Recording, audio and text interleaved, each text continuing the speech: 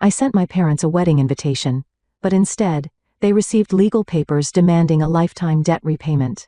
Revenge was sweet when they realized who had helped me all along. I stared at the worn leather photo album, my fingers tracing the outline of a family portrait where my brother Therese stood front and center, his soccer trophy gleaming. I was relegated to the edge, barely visible, like always. The memory of that day still burns. It was the same afternoon I discovered my college savings account had been drained. My name is Sophia, and I'm about to get married in 3 weeks, but instead of feeling the typical pre-wedding jitters, I'm plotting something that will change my family forever. Sophia, honey, have you finished the seating arrangements? My fiancé, Patrick, called from the kitchen. His voice snapped me out of my bitter reminiscence. Almost, I replied, closing the album with more force than necessary. Just trying to figure out where to put my parents. Patrick appeared in the doorway, wiping his hands on a dish towel. You know, we could just not invite them. I shook my head. No. They need to be there. They need to see everything. The doorbell rang, interrupting our conversation. It was Paris, my best friend since college, carrying a bottle of wine and wearing her signature concerned expression. Spill it, she said, settling onto my couch. Your text sounded urgent. I pulled out an envelope from my desk drawer, cream-colored expensive paper with elegant gold lettering. I received this yesterday from Aunt Stella. Paris's eyes widened. The infamous Aunt Stella? The one your parents never talk about? The very same. I handed her the invitation. She wants to meet me for lunch tomorrow. Says she has an opportunity to discuss. Your parents will flip if they find out, Paris warned, pouring 3 glasses of wine. They're too busy fawning over Tyrese's latest coaching gig to notice what I'm doing, I said, the bitterness seeping into my voice. Did you know they took $50,000 from my college fund for his training program in Europe? Patrick sat down beside me, his hand finding mine. Tell them about the scholarship letter. I took a deep breath. Yesterday, I found a letter from 2015 in Dad's old office files. I'd won a full scholarship to architecture school, but they never told me. They let me believe I had to take out loans because my college fund was empty. Paris nearly choked on her wine. Are you serious? Dead serious? They hid it because they thought architecture was a man's profession and wanted me to pursue teaching instead. I stood up, pacing the room. All those nights, I worked double shifts at the cafe. All those years of crushing student debt, and I had a full ride waiting for me. What are you going to do? Paris asked. I picked up Aunt Stella's invitation again. That's what tomorrow's about. Stella was always different from the rest of the family. She built her own business, never married, lives life on her terms. They called her the black sheep, but maybe she was just the only one brave enough to break free. My phone buzzed. A text from Mom. Don't forget, Tyrese's game is this Sunday. The whole family needs to be there to support him. I showed the message to Paris and Patrick. 7 years after graduating, and I'm still invisible. I landed the Richardson project last week, the biggest sustainable design contract our firm has seen. And when I told them, Mom just asked if I'd bought my brother a wedding gift yet. Sophia, Patrick said softly. Whatever you're planning with Stella tomorrow, I'm with you. Paris nodded in agreement. Me too. It's time they realized what they've done. I walked to the window, watching the city lights flicker in the distance. I used to think if I worked hard enough, achieved enough, they'd finally see me. But now I understand. They never will. Not unless I make them. The invitation felt heavy in my hand, like it carried the weight of all my suppressed anger and hurt. Tomorrow, I would meet the aunt I'd been warned about my entire life, the woman who dared to challenge the family's suffocating traditions. My phone buzzed again. Another text from Mom. Have you started looking into teaching positions yet? It's not too late to change careers, dear. I didn't reply. Instead, I opened my laptop and pulled up my bank statements from 2015, the ones showing the sudden disappearance of my savings. Next to it, I placed the hidden scholarship letter. 7 years of receipts, documents, and proof of their betrayal, all meticulously preserved. Paris, I said, turning to my best friend. Remember when you said revenge is a dish best served cold? She nodded, a slow smile spreading across her face. Well, I think it's time to take it out of the freezer. I picked up Stella's invitation one more time. Tomorrow, I start planning the wedding of their dreams and their worst nightmare. Patrick wrapped his arms around me from behind. Are you sure about this? I leaned back into his embrace, watching our reflection in the window. I've never been more sure of anything in my life. As if on cue, my phone lit up with one final text from Mom. Don't forget, family always comes first, Sophia. I smiled, but it wasn't a happy smile. Oh, Mom, I whispered. You have no idea how right you are. The cafe Stella chose was nothing like I expected. No pretentious wine list or white tablecloths. Instead, it was a cozy corner spot with mismatched furniture and the smell of fresh coffee. I arrived 15 minutes early, but she was already there. "You look just like your mother did at your age," Stella said, standing to greet me, except for the eyes. "You've got the Jackson fire in them." I studied her as we sat down. Stella wore a crisp blazer over jeans, her silver hair cut in a sharp bob. She looked successful, confident, everything my parents had tried to convince me she wasn't. "I have to admit," I said, "I was surprised to get your invitation." Stella smiled, sliding a folder across the table. "I've been following your work, Sophia. The sustainable housing project on 4th Street. Brilliant design." I nearly dropped my coffee. "You know about that?" "I know about all of it. Your graduation with honors, the Innovation Award last year, and how you did it all while working nights to pay off loans that shouldn't have existed." Her eyes narrowed. "I also know about the scholarship." "How did you?" "Because I was on the selection committee."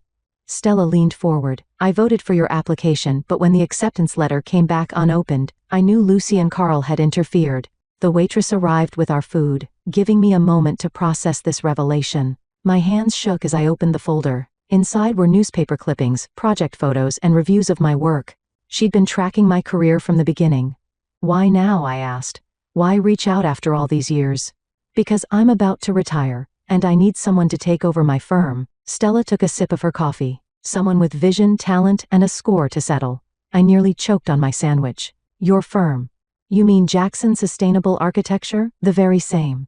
Currently managing projects worth over $50 million. She pulled out another document.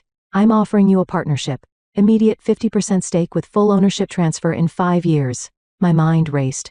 JSA was one of the leading sustainable architecture firms in the region. The same firm I'd been trying to land an interview with for months. "There's a catch, isn't there?" Stella's expression hardened. "The catch is that your parents will fight this with everything they have. They'll try to convince you it's too risky, that you're not ready. They'll probably even offer to help Tyrese buy the firm instead." "They can't stop me," I said, my voice stronger than I felt. "I'm not that invisible little girl anymore." "No, you're not." Stella pulled out one final document. "This is a detailed record of every penny they took from your account, with interest calculated to present day. The total comes to just over $87,000. I stared at the numbers, feeling sick. That would have covered my entire education. Yes, it would have. Stella's voice softened. "Sophia, I'm not just offering you a business partnership, I'm offering you a chance to take back what's yours." "The wedding?" I whispered, the plan forming in my mind. "They're expecting me to play the perfect daughter, to finally fall in line with their expectations. Instead, they'll receive a legal notice demanding repayment." Stella's smile was sharp. "Along with the announcement of our partnership, they'll disown me. Probably. The question is, are you ready for that?" I thought about all the family dinners where my achievements were ignored, all the times Mom pushed teaching applications my way, all the years of watching Tyrese receive everything while I struggled for scraps. "What about Tyrese?" I asked. "He's not the one who took my money." "No. But he benefited from it. Sometimes innocent people get caught in the crossfire." Stella's eyes met mine. "That's the price of revolution, Sophia. Are you willing to pay it?"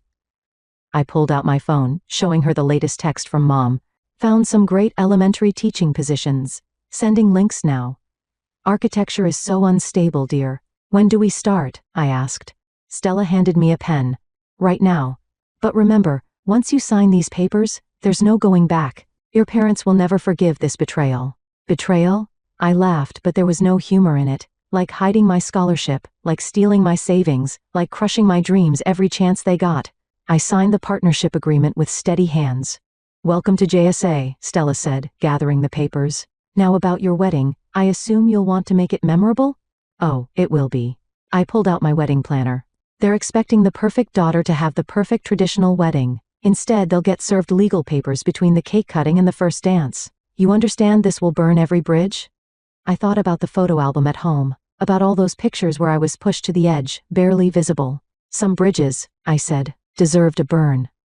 As we left the cafe, Stella squeezed my shoulder. "Get ready for war, Sophia, because that's exactly what this is going to be." For the first time in years I felt truly seen, and I was ready for battle. "And if we adjust the solar panels here," I pointed to the 3D model on my tablet, "we can increase efficiency by 30% while maintaining the aesthetic appeal." The clients nodded approvingly as I walked them through the design. 6 months into my partnership with Stella, and I was already leading our biggest project yet, a sustainable community center that would redefine green architecture in the city. Impressive work, Stella said after the clients left. You've exceeded every expectation I had. I was about to respond when my phone buzzed. Mom, again. Darling, we need to discuss the wedding menu. Your father insists on traditional choices, none of that vegetarian nonsense. Speaking of expectations, I muttered, showing Stella the message. 2 weeks until the wedding, she reminded me. Are the papers ready? I patted my desk drawer, all prepared. Patrick's lawyer reviewed everything yesterday. The intercom buzzed. Sophia, your brother Tyrese is here to see you. My heart stopped. I hadn't seen Tyrese since announcing my engagement 6 months ago. Stella squeezed my shoulder before leaving the office. Tyrese walked in, looking uncomfortable in his coaching outfit. Nice office, sis. Really nice. What are you doing here, Tyrese? He sat down, fidgeting with his car keys. Mom and Dad don't know I'm here. They think I'm at a training session. Of course they do. I kept my voice neutral. What do you want? I saw the announcement in the business section. You and Aunt Stella. He leaned forward. Sophia, do you know what you're doing? You mean succeeding, building something meaningful, or are you worried I'm not teaching kindergarten like Mom wanted? That's not fair. Teresa's face flushed. I never asked them to favor me. No. You just accepted everything they gave you, my everything. He fell silent, staring at the awards displayed on my wall. I didn't know about the scholarship, Sophia. I swear. But you knew about my savings. I pulled out the bank statements. You knew where your European training money came from. I was 19. His voice cracked. They said you agreed to it, that you wanted to help your little brother achieve his dreams. And you believed them? I stood up, walking to the window. Did you ever once ask me? I'm asking now. Tyrese joined me at the window. What are you planning, Sophia? Mom's been crying about how you're pulling away, how you won't let her help with the wedding. I laughed. Help? You mean control? Did she tell you she tried to change my venue booking to her church, or that she's been calling my caterer behind my back? She means, well, stop defending them. I spun around. Just once, Therese, whose side are you really on? He stepped back, surprised by my outburst. There shouldn't be sides in a family. There have always been sides. I was just too blind to see it before. I returned to my desk, pulling up the community center designs. Look at this. Really look, this is who I am, what I was meant to do. Not teaching, not being the perfect daughter they wanted. Tyrese studied the designs, his expression softening. This is incredible, Sophia. But why Aunt Stella? You know what that will do to Mom and Dad? Because she saw me. Really saw me. I met his eyes. When was the last time they actually saw either of us, Tyrese?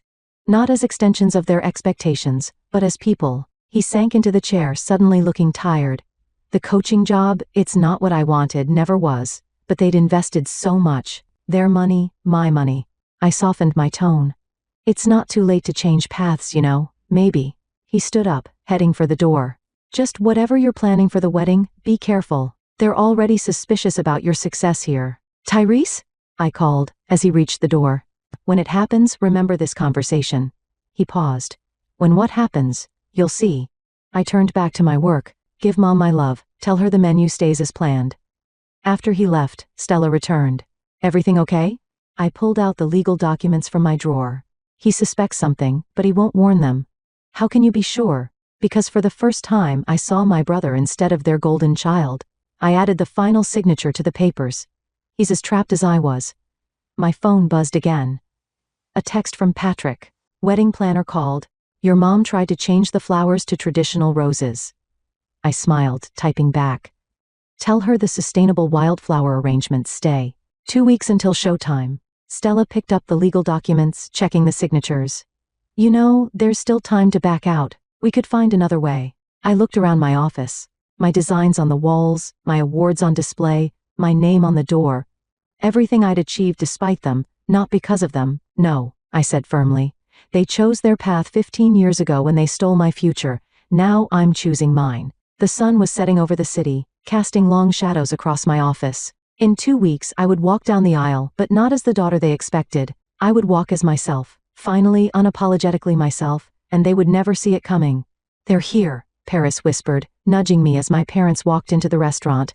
1 week before the wedding, and they'd insisted on this family dinner. Mom was clutching her ever-present wedding planning folder like a shield. "Sophia darling." Mom air kissed my cheek. "We have so much to discuss." The church called again about changing the venue. "The venue is final, Mom." I signaled the waiter for wine. "Everything is final." Dad settled into his chair, frowning at Patrick. "Still time to reconsider the prenup, son. Family money needs protection." "What family money?" I muttered, earning a sharp look from Mom. Patrick squeezed my hand under the table. "Actually, Carl, we've handled all the legal aspects already." Without consulting us, Mom's voice rose an octave. "Sophia, that's not how things are done in this family." The waiter arrived with wine, providing a brief respite from the tension. I watched Mom flip through her folder, marking pages with sticky notes. "Now, about the seating arrangement," she continued. "I've moved your Aunt Stella to the back corner. We can't have her making a scene." "Stella stays at the main table," I interrupted. "She's my business partner." The silence that followed was deafening. Dad's knuckles turned white around his water glass. "Business partner?" He leaned forward. "What exactly does that mean?" "It means I'm now co-owner of Jackson Sustainable Architecture." I met his gaze steadily. "Has been for 6 months." Mom's folder slipped from her hands, scattering papers across the floor. "That woman has poisoned your mind. First architecture, now this? When will you stop fighting your natural path?" "My natural path?" I laughed. "You mean like teaching? Or maybe you'd prefer I just stay home and plan dinner parties?" "Sophia," Patrick warned softly, but I was beyond stopping. "Did you know," I continued, "that Therese came to see me last week? He told me something interesting about his coaching career." "Leave your brother out of this," Dad snapped. "Why?" "Because he might tell me how miserable he is. How he never wanted to be a coach in the first place." Mom's face paled. "That's not true. Tyrese loves coaching. We invested everything in his career." "My everything," I corrected. "My savings, my scholarship." "We did what was best for the family," Dad insisted. "Someone had to have a reliable career." Patrick stood up suddenly. "I need some air, Sophia?" I followed him to the restaurant's terrace, leaving my parents to stew. The night air was cool against my flushed cheeks. "You okay?" Patrick asked, pulling me close. "They still don't see it." I pressed my face into his shoulder. "They still think they did nothing wrong." "Are you having second thoughts about the wedding plan?" I pulled back, looking at the city lights. "No. But I'm scared, Patrick. What if this breaks everything beyond repair? Some things need to break to be rebuilt properly." He turned me to face him. "Like those old buildings you renovate, sometimes the foundation is too rotten to save." Through the window, I could see Mom reorganizing her scattered papers, probably still trying to control every aspect of my wedding. Dad was on his phone, likely calling Tyrese to demand explanations. "They're going to be blindsided," I whispered. "Good." Patrick's voice was firm. "Maybe that's what they need." Paris appeared at the terrace door. "Your mom's talking about changing the flowers again. Want me to run interference?" I shook my head. "Let her try. The florist has strict instructions to only take changes from me or Patrick." "Smart girl." Paris grinned. "Oh, and Stella called. The papers are being delivered to your lawyer tomorrow." My stomach churned. 1 week. In 1 week, everything would change. We returned to find Mom in full planning mode, ignoring our earlier confrontation. "Now about your dress, darling. I've scheduled another fitting. The dress is perfect as is." I cut her off. "Everything is exactly as I want it, but the tradition isn't mine to follow." I gathered my purse. "Patrick and I have an early meeting tomorrow. Thanks for dinner." Dad stood up. "Sophia, wait. Whatever Stella's promised you, whatever she's told you about the past, she's manipulating you." I turned back, feeling oddly calm. "No, Dad, that's what you and Mom did. Stella just showed me the truth." "The truth?" Mom scoffed. "The truth is you're throwing away everything we've built for you." "No," I said softly, "I'm building something of my own for the first time in my life." As we left the restaurant, I could hear Mom already on the phone, probably calling the church again. Some habits die hard. 1 week, Patrick said as we drove home. 1 week, I agreed, touching the legal documents in my bag. Then they'll finally understand what it feels like to have everything taken away. The city lights blurred past us, and I thought about foundations, the ones my parents built on lies, and the new ones I was creating for myself. Some things really do need to break before they can be rebuilt, and I was ready to swing the wrecking ball. "Are you absolutely certain about this?" The lawyer slid the final set of documents across his desk. 3 days until the wedding, and my hands shook as I signed the last page. "I'm sure. I handed him the special envelope from my parents. This needs to be delivered exactly as we discussed. During the reception, after the first dance, he nodded, tucking it into his briefcase. Miss Stella has arranged for security, just in case. My phone buzzed. Tyrese calling. I'd been avoiding him since his office visit, but something made me answer. Sophia, we need to talk. His voice was urgent. Mom's planning something for the wedding. I stepped out of the lawyer's office into the hallway. What do you mean? She's been making calls talking about saving you from yourself. I overheard her telling Dad that she won't let you ruin your life, like Stella did. My stomach dropped. Did you hear anything specific? No, but Sophia, he paused. Whatever you're planning, they're ready for it, or at least they think they are. I leaned against the wall, closing my eyes. Thanks for the warning. Are you ever going to tell me what's really going on? You'll find out at the wedding. Just remember what we talked about in my office. After hanging up, I called Stella immediately. She answered on the first ring. They're plotting something, I said without preamble. Of course they are. Stella sounded unsurprised. Lucy never could handle losing control. Come to the office now. 30 minutes later, I sat in Stella's office while she paced, her heels clicking against the hardwood floor. We need to adjust the timeline, she said. Move everything up. The documents need to be delivered during the ceremony, not the reception. During the ceremony? I stared at her. That's so public dramatic. Perfect. Stella stopped pacing. They're expecting something at the reception. They'll be prepared, composed, ready to counter whatever we do. But during the ceremony, the door opened and Paris rushed in, out of breath. You need to see this. She thrust her phone at me. It was a social media post from Mom. So blessed to be planning my daughter's perfect traditional wedding. Can't wait to welcome her back to the path God intended. Reich's prodigal daughter, Reich family first. Back to the path?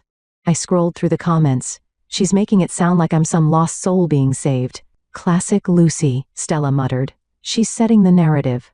When you make your move, she'll play the heartbroken mother trying to save her misguided daughter. Paris sat down beside me. There's more. She's invited every conservative family friend she knows. The guest list has grown by 30 people. She's building an audience, I realized. Stacking the deck with people who'll take her side, Stella pulled out her phone. Time to fight fire with fire. I'm calling the lawyer. The documents will be delivered right after you say, I do. Maximum impact, minimum time for them to recover. Won't that ruin the ceremony? Paris asked. I laughed bitterly. The ceremony? You mean the traditional spectacle they've turned my wedding into? Let it burn. My phone buzzed again. Mom, darling, I've invited the Reverend to dinner tonight. He has concerns about your modern ceremony choices. Please be there. We only want what's best for you. What's best for me? I showed them the message. They've had 29 years to show me what's best for me. Now it's my turn. Stella nodded approvingly. The student becomes the master. I'm not going to dinner, I decided. Let them sit there with their reverend and plot. They have no idea what's coming. Paris hugged me. Want me to come over tonight? We can do final dress alterations and drink wine. Actually, I said, I need to write something. I pulled out my laptop. The documents are one thing, but they need to hear the truth. All of it. Stella sat down across from me. A letter? My own narrative. I began typing. Every scholarship they hid, every dream they crushed, every dollar they stole. They want to talk about paths? Fine. Let's talk about the path they forced me down, and the one I chose for myself. For the next hour, I wrote while Stella and Paris handled calls, finalizing the new timeline. The words flowed easily, years of suppressed truth finally finding their voice. As the sun set, I printed the final version. 3 copies, one for Mom, one for Dad, and one to be read aloud at the ceremony. Sophia, Stella said softly, reading over my shoulder. This will destroy them. No, I corrected, sealing the envelopes. They destroyed themselves the moment they decided their daughter was a possession to be controlled, rather than a person to be loved. My phone lit up with another message from Mom. Where are you? The Reverend is waiting. Please don't embarrass us again. I turned off my phone and stood up, gathering my things. 3 days until the wedding, 3 days until the truth exploded in their faces. Let them wait, I said.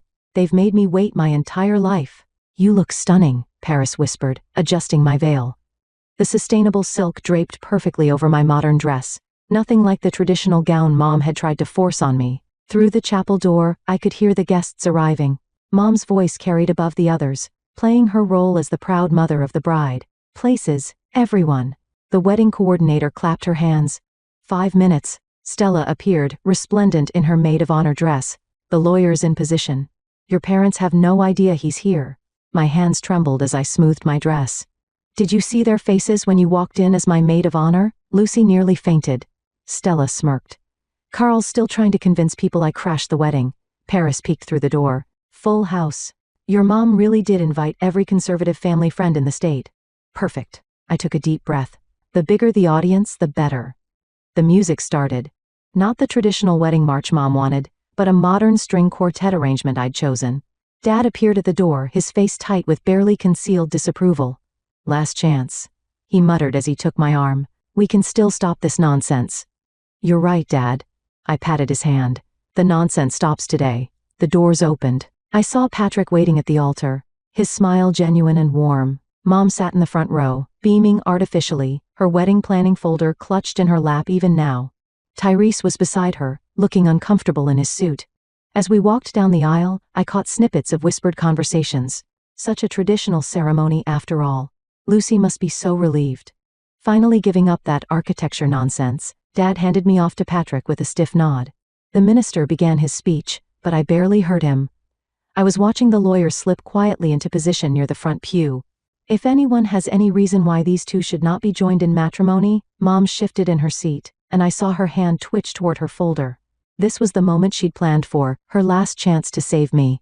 Speak now or forever. Hold your peace. The silence stretched for 1 heartbeat. 2. Mom's hand stilled, then by the power vested in me. Patrick squeezed my hands, giving me the signal. This was it. I do, I said clearly, my voice carrying through the chapel. I do, Patrick echoed. Then I now pronounce you. Actually, I turned to face the congregation, cutting off the minister. Before we conclude, I have something to say. Mom's face froze in her camera-ready smile. Dad started to stand but stopped when Stella moved closer to me. Many of you are here today because my mother told you I was returning to the traditional path. I unfolded my letter. She told you I was being saved. She's right about one thing. Today is about salvation, my own. The lawyer stepped forward, holding the envelopes. Mom's smile cracked. Sophia, she warned. Don't you dare. When I was 18, I continued, my voice stronger. My parents stole my college fund to finance my brother's sports career. They hid my full scholarship to architecture school. They tried to force me into a life I never wanted. Gasps rippled through the congregation. Tyrese looked at the floor, shoulders hunched. Today, I'm not just marrying the love of my life. I nodded to the lawyer who began distributing the documents. I'm reclaiming what was stolen from me. Mom ripped open her envelope, her face draining of color. This is a legal demand for repayment, I finished. Every dollar you took with interest, plus damages for the hidden scholarship. You ungrateful. Dad started to shout, but Tyrese grabbed his arm. That's not all. I turned to Stella. I'm also announcing my partnership in Jackson Sustainable Architecture, the firm you always warned me about. I'm now co-owner. The whispers turned to shocked murmurs. Mom stood up, her perfectly composed facade cracking completely. You planned this, she hissed. You turned our daughter against us. No, Mom. I stepped down from the altar. You did that yourself. Every time you dismissed my dreams, every time you chose Tyrese over me, every time you tried to force me into your perfect little box. Security, Stella called softly, and 2 men appeared at the ends of the aisle. You're making a scene, Dad growled, trying to approach me. No, Patrick said, stepping between us. You made the scene for 29 years. Now you get to watch your daughter choose her own path. I turned back to the minister. Please continue with the ceremony. Sophia, please. Mom's voice cracked. We can fix this. We can. No, Mom. You can't fix this, but you can pay for it. I faced Patrick again. Shall we finish getting married? The minister, looking slightly shell-shocked, cleared his throat. By the power vested in me, as he pronounced us husband and wife, I heard Mom collapse into her seat, sobbing theatrically. Dad was still staring at the legal documents, his face purple with rage. But for the first time in my life, their reactions didn't matter. I kissed Patrick as the string quartet played, and in that moment, I was finally completely free. The war was over and I had won. The reception hall buzzed with conflicting energy. Half the guests celebrating, the other half huddled in shocked clusters, whispering about the ceremony's dramatic turn. I stood with Patrick near the cake, accepting congratulations from those who weren't too scandalized to approach. Sophia, Tyrese's voice came from behind me. We need to talk now. I followed him to a quiet corner, Patrick's supportive gaze following us. Tyrese looked different, older somehow, the weight of the day evident in his stance. Did you know? I asked before he could speak. About the scholarship? No. He ran a hand through his hair. But I knew something was wrong. The way they pushed me into coaching, the constant pressure to succeed. I thought it was just their dream for me. It was their dream, all right, funded by my future. I should have asked questions. He leaned against the wall, but they had an answer for everything. When I wanted to study literature instead of sports management, Dad said we couldn't afford 2 college tuitions. Now I know why. A commotion near the entrance drew our attention. Mom was trying to rally support among the guests, her voice carrying across the room. Can't you see what that woman has done to our family? Stella has poisoned my daughter's mind. Mom's playing the victim, I observed, right on schedule. There's something else you need to know. Tyrese lowered his voice. Last year when the coaching position opened up, I told them I wanted to quit. Dad threatened to expose some financial irregularities in my training program accounts. I straightened. What irregularities? The money they took from you? It didn't all go to training. He pulled out his phone, showing me a spreadsheet. They used some of it to cover Dad's gambling debts. I found the records when I was helping Mom organize the home office. The room seemed to spin. They stole my money to cover gambling debts? That's why they're so desperate to maintain control. If this goes to court. He trailed off as Dad approached, his face dark with anger. You've had your fun, Dad growled. Now it's time to end this circus. Or what? I challenged. You'll expose Tyrese's financial records? Tell everyone where my money really went. Dad's face paled. What are you talking about? The gambling debts, Dad. The creative accounting. Did you really think it would stay hidden forever? You told her? Dad turned on Tyrese. After everything we did for you, everything you did for me? Tyrese laughed bitterly. You mean everything you forced me to be? Everything you stole from my sister to cover your mistakes? Stella appeared at my side, her presence steady and strong. Is there a problem here? Stay out of this, Dad snapped. You've caused enough damage. Actually, I said, Stella's the only one who helped me build something instead of stealing from me. Unlike my loving parents who used my college fund to cover illegal gambling debts, the nearby guests fell silent. All pretense of not listening abandoned. Mom hurried over, panic breaking through her composed facade. Sophia, please, she begged. We can discuss this privately, as a family. Family? I gestured around the room. You mean the audience you gathered? The people you invited to watch me return to the path? Well, they're here now, let them hear everything. You wouldn't, Dad threatened. Try me. I turned to address the watching crowd. Would anyone like to hear about how my parents committed fraud? Or how they blackmailed their own son to keep him in a career he hates? Stop. Mom grabbed my arm. Think about what you're doing to this family. Let go of her. Patrick's voice was steel as he separated us. The only thing Sophia's doing is telling the truth. Tyrese stepped forward, and she's not alone anymore. The silence that followed was deafening. Dad looked from me to Tyrese, seeing for the first time that he'd lost control of both his children. You have 24 hours, I said quietly. Either you arrange repayment of my money, or I'll file charges for fraud, your choice. You would send your own father to jail, Mom whispered. You would steal your own daughter's future, I countered. Stella cleared her throat. I believe the bride and groom have a first dance scheduled. Shall we give them the floor? The guests parted as Patrick led me to the dance floor. Over his shoulder I watched my parents retreat to a corner, their perfect family facade finally shattered. You okay? Patrick whispered as we danced. I think so. I looked at Tyrese who stood with Stella, both of them watching our parents with clear eyes. Sometimes the truth hurts more than the lies, but at least it's real. And now we build something new? I smiled up at him. Something honest. The music played on, and for the first time, I felt truly whole. Not because of revenge or justice, but because the truth, all of it, was finally in the light. And in that light, I could see the path forward clearly at last. The check landed on my desk with a soft thud. I stared at the amount. Every penny they'd taken, plus interest. Mom stood across from me, her designer purse clutched tight, her face a mask of carefully controlled emotion. There, she said, it's done. Are you happy now? This was never about happiness. I picked up the check, examining the signature. It was about justice. Justice. She sank into the chair across from my desk. You destroyed our family for justice? No, Mom. You destroyed our family for control. I gestured to my office, to the awards on the wall, to the blueprints spread across my desk. Look around. This is who I am, who I always was, if you'd bothered to see it. I see an ungrateful daughter who what? I interrupted. Who succeeded despite you, who refused to be broken. A knock at the door saved her from responding. Tyrese entered carrying a cardboard box.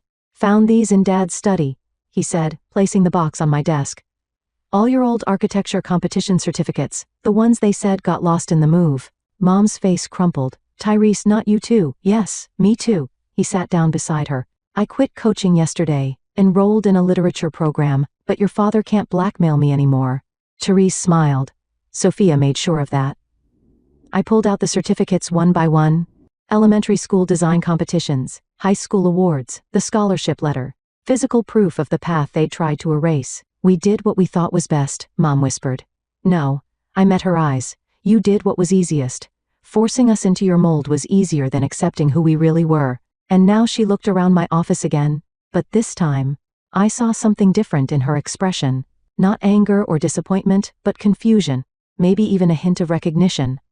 Now we move forward, I said separately. I can't fix this, can I? No. But you can learn from it.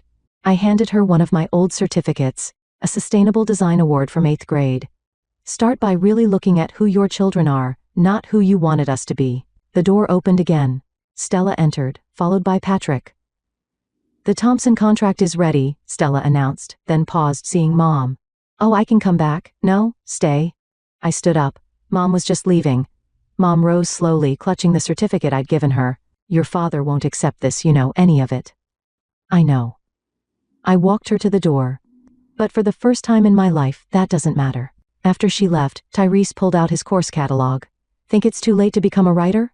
It's never too late to become yourself, Stella said, squeezing his shoulder. Patrick wrapped his arms around me from behind, and I leaned into his embrace, watching Tyrese and Stella discuss literature programs. This was my family now, chosen, not forced, built on truth, not control. My phone buzzed with a text from Dad. You'll regret this decision. I showed it to Patrick, who shook his head. Still trying to intimidate you? Old habits die hard. I deleted the message without responding, but so do new dreams. Stella spread the Thompson contract across my desk. Our biggest project yet, a sustainable community that would change the city's skyline, my design, my vision, my future. Ready to build something extraordinary? She asked. I looked at the people around me. My husband who supported my dreams, my brother who found the courage to chase his own, my aunt who showed me what strength looked like, and my own reflection in the window, finally recognizing the woman I'd become. Actually, I said, pulling out a fresh blueprint, I have an even better idea. I sketched quickly. A building that would house both an architectural firm and a writing workshop. A place where dreams wouldn't be buried, but nurtured. What do you think? I showed them the design. A place for people to become who they really are? Tyrese grinned. Can I run the writing program? Only if I get to design the space, I teased. Partners. He offered his hand. Partners. We shook on it, both laughing at how natural it felt. The sun set over the city, casting long shadows through my office windows. Somewhere across town, our parents were probably plotting their next move, trying to regain control they'd never really had. But here, in this space, surrounded by truth and possibility, their power couldn't reach us anymore. We were building something new, not just buildings and books, but a future where dreams weren't stolen, but shared.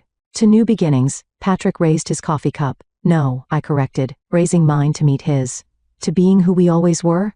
We all drank to that, and I felt the last weight lift from my shoulders. The war was over, the truth was out, and the future was finally completely ours.